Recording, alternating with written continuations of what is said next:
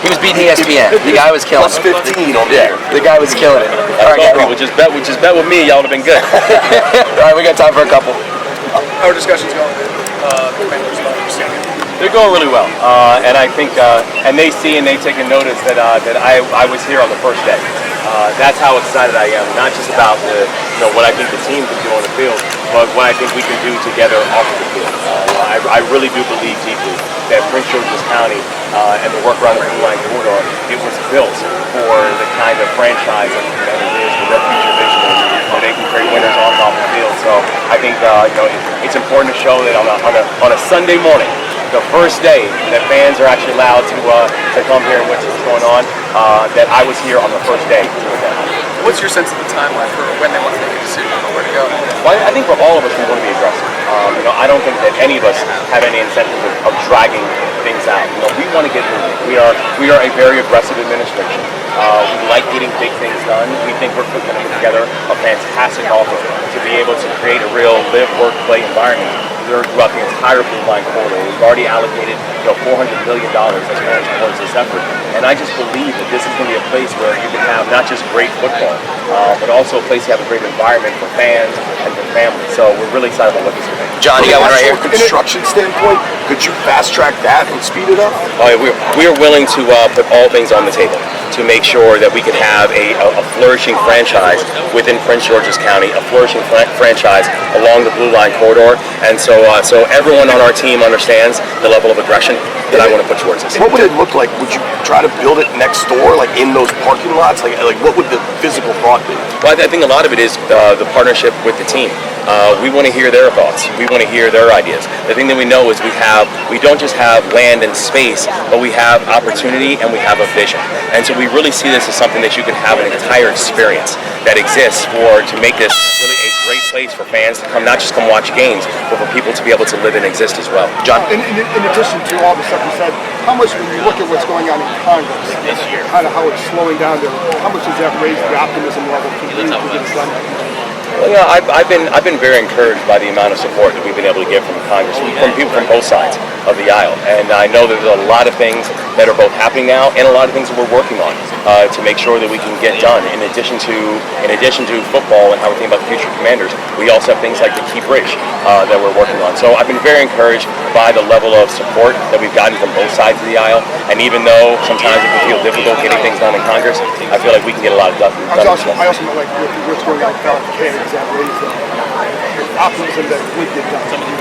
Yeah, I just believe that when you look at the options that we have, the options that are on the table, no one can question our level of commitment, our level of devotion, and frankly, our vision and our aggressiveness. We're a jurisdiction that has full alignment with our congressional delegation, full alignment with our local elected officials, full alignment where you know that you have a chief executive who really wants to get this done and get it done in a quick and frankly in a sustainable fashion.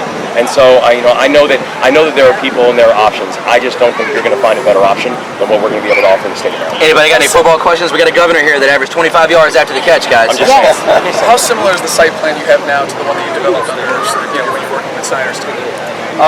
This is a very different conversation. One of the things I really like about this ownership group, and again, for many members of the ownership group, these are people who we've known for a long period of time, long before I became the governor. And I know their commitment to doing this right. I know their commitment to creating winners on it. But I know their commitment to also creating a legacy project that people can be really proud of. I cannot say that they had that same level of conversation with the former ownership group or frankly the former administration. This is a new day in the state of Maryland, and it's a new day with Commanders. All right, guys, I think we've got enough of these questions. If anybody's got any football questions, happy to answer those. Expectation for this team this year. I think people are very excited about this team. I mean, when you add on a real workhorse like that, and you're really getting a solid balance and getting consistent yards. When you have someone like McLaurin, I mean, we're talking about somebody who was a consistent 100 yards a game kind of person, and then you get an arm like Jaden Daniels. Jaden Daniels, and he's a special talent, and he's a unique talent. Now, I think the big question is going to be how that transitions from a college game from LSU into the pros. But I think he has all the natural skills to be able to make that transition. And if you can make that transition smoothly, there's nothing in the NFL lifer. And I think that's one of the reasons why the Commanders are so excited to get someone like that on board.